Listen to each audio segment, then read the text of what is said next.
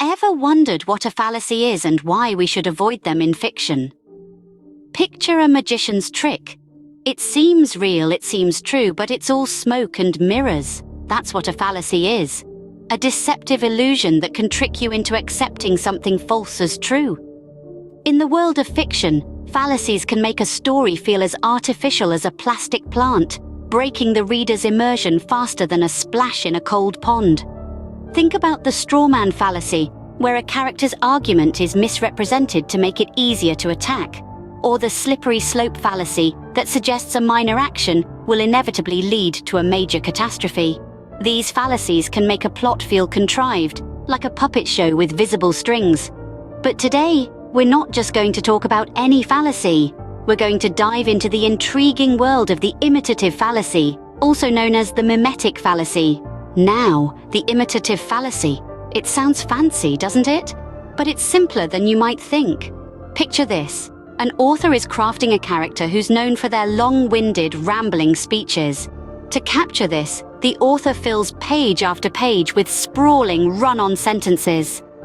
This is the imitative fallacy in action. The author is mimicking the form of what they're describing, hoping to give us a better sense of the character.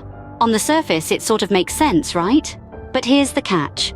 While this approach might seem like a clever way to paint a picture, it can also make for a confusing, even annoying reading experience. After all, who wants to wade through a sea of comma splices and semicolons just to understand who a character is? So we've seen how imitative fallacy can turn a potentially interesting character into a frustrating read. But it's not all doom and gloom.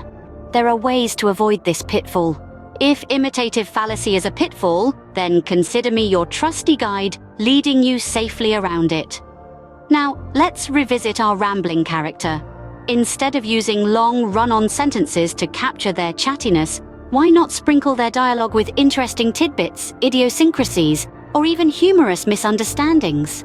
This way, we get a sense of their personality without being swamped by text. Another method is to use action. Show them interrupting others, expressing excitement at having an audience, or getting lost in their own stories. This brings their rambling nature to life without resorting to exhausting the reader. Remember, balance is the key. Too little, and your character feels flat. Too much, and you risk alienating your reader with unnecessary details. It's like a dance, knowing when to lead with dialogue, when to follow with action, and when to simply let the music, or in this case, the story, flow.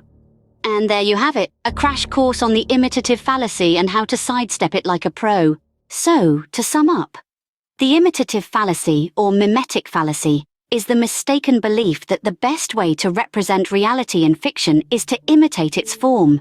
It's a trap that can lead to dull or confusing writing. Balance is key. Don't just copy reality. Use it as a springboard to create something unique, engaging, and ultimately more real to your readers. Remember, in fiction as in life, it's not about imitating reality, but about creating a believable illusion. And that's where the magic happens.